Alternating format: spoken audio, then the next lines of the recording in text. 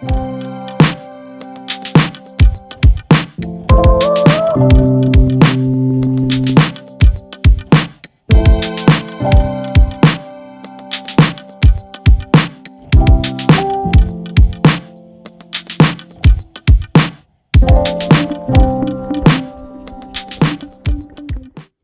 merhaba, kanalıma hoş geldiniz. Bugün sizlerle birlikte yaklaşık olarak son bir ayda falan yapmış olduğum mutfak alışverişi videomu paylaşacağım. Umarım keyifle izlersiniz. Hemen videoya geçelim. İlk olarak Madame Coco'dan şöyle bir cam bardak aldım. Bunun benzeri daha önceki bir videomu izlediyseniz bende vardı. Fakat bunun şekli biraz daha farklı ona göre. Bu tarz cam kupaları ben çok seviyorum. Özellikle bu kendinden süzgeçli, demlikli olanları. Şimdi göstereceğim yapısını da size. Büyük ihtimal görmüşsünüzdür. Bunların çelik versiyonları da var. Şu şekilde bir kupa kapağı da oluyor genelde bu demlikli, süzgeçli kupaların. Uzun süre sıcak tutabiliyorsunuz içtiğiniz bitki çaylarını. Hem herhangi bir atık da oluşturmamış oluyorsunuz ekstra. Buna bitki çayınızı koyuyorsunuz ve burada uzun süreli demleyebiliyorsunuz çayınızı. Soğuması için de kapağını örtmeniz yeterli oluyor. Şekli benim çok hoşuma gitti. Bu arada miktarı yaklaşık olarak 450 mililitre. Oldukça fazla. Kış önümüz malum. Bitki çaylarını severek tüketebilirsiniz bu tarz kupalarla. Bunların çelik versiyonları da var ama tadını biraz değiştirdiğini düşünüyorum ben çayların. Cam bence çok daha iyi. Temizliği de oldukça pratik oluyor. Bu tarz bir kupa arayışı içindeyseniz Madame Coco'ya bakabilirsiniz. Daha sonra Madame Coco'dan şöyle minik bir sütlük aldım. Bu tarz bir sütlüğüm yoktu porselen olarak. Aslında bu sosluk ve sütlük olarak geçiyor. Yaklaşık olarak 100 mililitre civarında. Yani hem süt, işte sos dökebilirsiniz hem de başka şeyler için de kullanabilirsiniz. Böyle ince güzel bir porselenden yapılmış. Ağzı da çok kibar bence. Bunun farklı şekilleri de vardı. Hani düşünürseniz böyle minimal, sade, klasik bir sütlük arıyorsanız ya da sosluk bakabilirsiniz. Fiyatı da oldukça uygundu. Evet, yine bir buz kalıbı göstereceğim size. Daha önceki bir alışveriş videomdan hatırlıyorsanız eğer böyle küre şeklinde boğum boğum dörtlü buz kalıplarından almıştım. Fakat onlardan hiç memnun kalmadım. Tüm buzluğa akıyor arkadaşlar koyduğunuz su. Çünkü o plastik tam oturmuyor böyle yerine ve oradan ister istemez su sızdırıyor. Ve koyduğunuz su asla buza dönüşmüyor. Buzluğunuza akıyor. Böyle bir iki küre belki donuyor. Öyle söyleyebilirim. Çok efektif bulmadım ben o ürünleri. Şu tarz bir silikon buz kalıbı gördüm. Bu arada bundan sonra göstereceğim birkaç ürün Galeri Kristal'den, mağazasından satın aldığım ürünler. Bu şekilde minik bir hunisi de var. Bu markayı daha önce belki duymuşsunuzdur. KLT diye bir marka. Ne malı tam bilmiyorum açıkçası ama bendeki uyandırdığı izlenim böyle Alman malı olduğuna yönelik. Buradaki minik hunisiyle buraya işte su ya da meyve suyu, soğuk kahve ne isterseniz doldurabiliyorsunuz. Umarım bu sızdırmaz. Yani şöyle bir yapısı var. Biraz değişik diğer gördüğünüz buzluklara göre. Bakalım, deneyeceğiz. Biraz ümitliyim ama bu küre buz kalıplarından korkmaya başladım ben. Çünkü hep sızdırıyor gibi geldi bana. Fiyatı da gayet uygundu. Öyle çok pahalı bir marka değil anladığım kadarıyla. Galeri Kristal'den bu markanın diğer buzluklarına, ürünlerine bakabilirsiniz. Bambu markasına ait şöyle minik bir maşa aldım. Bu aslında şeker maşası olarak geçiyor ama ben bunu buz tutacağı olarak kullanmayı planlıyorum.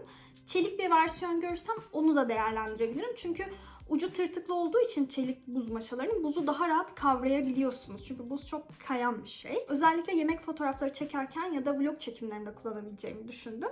Bunun fiyatı çok uygundu. 3 lira falandı. Bambuma göre bence uygun fiyatlı. Esnekliği de oldukça güzel. Bu tarz bambu maşam var ama daha büyük bir ebatta. Ikea'nın vardı bende yanlış hatırlamıyorsam. Fakat ondan hiç memnun değilim. Yani hiçbir şekilde böyle esnek bir halde bükülmüyor, edilmiyor. Bunun esnekliğini falan gayet beğendim.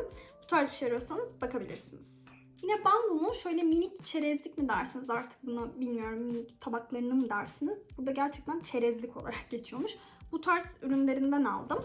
Bundan 2 tane aldım şimdilik. Genelde yine video çekimlerinde, fotoğraf çekimlerinde kullanırım diye düşündüm. İşte kuru baharat konulabilir, kahvaltıda siz kullanabilirsiniz. Kahvaltılık olarak bitki çayı konulabilir. Bu sebeple aldım açıkçası. Bu arada bambu ürünler konusunda çok iyi biliyorsunuzdur ki asla ve kati surette bunları bulaşık makinesine atmamamız gerekiyor. Yoksa çatlıyor, aralarında küfler vesaire oluşabiliyor. Bu şekilde bakarsanız uzun ömürlü kullanabilirsiniz bambu ürünlerinde. Bunların da fiyatları etiketlerinde de yazıyor. 6 liraymış. Bilginize sunulur.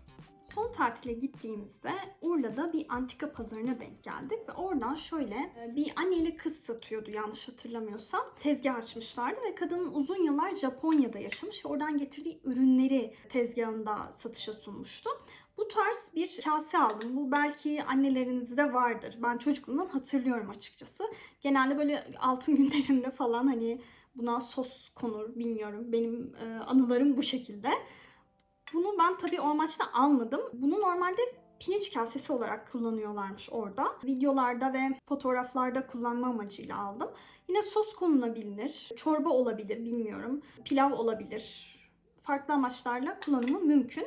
Bunun en sevdiğim yanı böyle ışığa tuttuğunuzda saydam yerler mevcut porselenin içerisinde ve bayağı görebiliyorsunuz.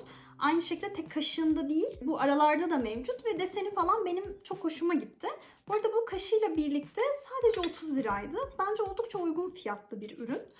Gerçekten çok severek kullanacağımı düşünüyorum. Yine aynı hanımefendiden şöyle bir şey aldım. Yani ne olduğunu bilmiyorum. Kendisi kalemlik olarak kullandığını söyledi ama farklı amaçlarla da kullanılabilir tabii ki. Bunu ben minik bir kir sepetine benzettim. Yine dekor amaçlı kullanabilirim diye düşünüyorum çekimlerde.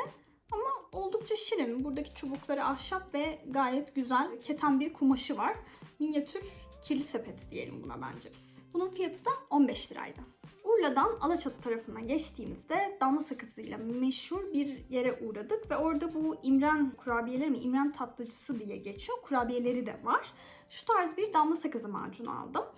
Bunu genelde muhallebilerde kullanmayı planlıyorum. Tadına daha bakmadım ve gerçekten çok merak ediyorum. Normalde bu katılaşmış, yani normalde damla sakızı da aslında öyle katı versiyonları var ya, suda ya da sütte eritip kullandığımız tatlılara. Bu macun şekline getirilmiş. Biraz daha pratik olabilir kullanımı. Dediğim gibi muhallebilerde kullanmak amacıyla aldım tatlılarda. Büyük ihtimal tadı da oldukça güzeldir diye düşünüyorum. O tarafta süt reçeli de oldukça meşhurdu. Süt reçelini evde yapmak çok zahmetli bir şey. Çok uzun saatler boyunca pişirmeniz gerekiyor. Çünkü şekeri sütü çektirtmeniz gerekiyor. Bayağı zorlayıcı bir süreç. Bence gerek de yok böyle bir sürece girmeye. O yüzden şöyle minik denemelik bir süt reçeli aldım. Bunun tadı biraz karamel seviyorsanız sevebileceğiniz bir tat. Karamel sevmiyorsanız asla sevmeyeceğiniz bir tat. Benim hoşuma gidiyor. Biraz yoğun bir reçel. Hani böyle normal meyve reçeli gibi tüketebileceğiniz bir reçel değil. Biraz daha koyu kıvamlı. Tadı da oldukça yoğun. Ama bu tarz tatlardan hoşlanıyorsanız süt reçelini deneyebilirsiniz. Bu tabakları A101'de gördüm ve çok beğendim. Bunun farklı renkleri de mevcuttu. Böyle lilası, mint yeşili falan. Ben şöyle mercan rengi, bu arada üstümde de uyumlu oldu bence. Mercan rengini ve parlament mavisini, saks mavisini aldım. Bu tabakların bir değişik yanı şöyle arkaları mat gibi. Uyarı olarak da bildirmişler. Hiçbir şekilde makineye atmamanız gerekiyor. Elle yıkanması gerekiyor. Şekilleri benim çok hoşuma gitti. Yani bu tarafları cam ama direkt burada boya olduğu için büyük ihtimal makineye attığımda soyulacaktır diye düşünüyorum. O yüzden bunu birazcık dikkatli kullanacağım ve çekimlerde de çok şık olacağını düşünüyorum. Bunun farklı renkleri de mevcut. Yakınınızda bir A101 varsa bakabilirsiniz. Ne zaman geldiğini bilmiyorum bu ürünlerin ama bana denk geldi herhalde. Geleli çok olmuş olabilir. Şans eseri bulduğumu düşündüm. Çünkü gerçekten tipleri çok güzel ve fiyatları da çok uygundu. Yani bir tabak 10 lira altında falandı. Bu camlar bu arada birazcık farklı normal camlara göre. Daha dayanıklılar diye biliyorum. Şu an cam türünü unuttum ama bu tabaklarla çok keyifli yemekler yiyeceğimi ve çekeceğimi düşünüyorum. Buradaki yerel bir marketten Tohana markasına şöyle bir cam yağdanlığını aldım. Uzun süredir cam yağdanlık arayışındayım ve cam olmasını istiyorum tabii ki de doğal olarak. Fakat sızdırmaması oldukça önemli. Bundan bir tane aldım, deneyeceğim ve eğer gerçekten sızdırmıyorsa 2 tane daha almayı planlıyorum. Şu tarz burada seviyeleri yazmışlar. Hani ürünün kaç mililitre kaldığını görebiliyorsunuz. Aslında bu yemek yaparken hani belli bir ölçüde bir tarife göre bağlı kalarak yemek yapıyorsanız hani ne kadar yağ harcadığınızı da görmeniz açısından mantıklı bir ölçek olmuş. Fakat tabi bunlar sinecektir diye düşünüyorum. Çünkü daha buradayken bile hafif silinmeler mevcut. Oldukça güzel bir camı var. Hani ne çok kalın ne çok ince. Umarım düşürme gibi bir deneyimle karşılaşmam. Hani size dayanıklılığını söylemek durumunda kalmam. Böyle biberon şişesi gibi bir şey. Şu tarz bir kapağı var. Kapağının da şu yönünü sevdim. Şurada güzel bir ibrik yapmışlar. Umarım sızdırmaz ve akıtmaz. Şuraya küçücük bir delik yapmışlar. Bu delikten hani buraya yağ dökülürse rahatlıkla akıp içeri geri gidebilir diye düşünüyorum. Tabii deneyip kullanacağım. Zaten memnun kalırsam videolarda görürsünüz. Hani ikinciyi, üçüncüyü de almışım demektir. Bunun fiyatı da 30 lira civarındaydı. Bence oldukça uygun fiyatlı bir ürün. Bu 500 mililitrelik bir ürün bu arada. Deneyip yorumlarımı sizinle paylaşırım. Son olarak buradaki bir yerel marketten Paşabahçe'nin şöyle çok şirin kaplarından aldım. Cam bunlar. 2 tane aldım sadece. Yine çekimlerde ve mutfakta kullanma amacıyla aldığım ürünlerden. Bunlar aslında bu Paşabahçe'nin eskiden annelerimizin işte puding yaptığı, tatlı yaptığı klasik kaplar var biliyorsunuz. Bunlardan biraz daha şöyle geniş ve ağır camlar. Kırılınca demeyeyim de yani yere atsanız da hiçbir şey olmayan, başına hiçbir şey gelmeyen o çok dayanıklı hamam böceği gibi kapları anımsattı bana açıkçası bu.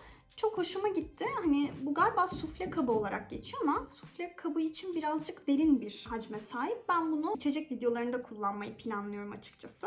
Belki minik tatlılar da yapılabilir. Bu arada mililitresini size söyleyecektim ama burada maalesef ki göremedim.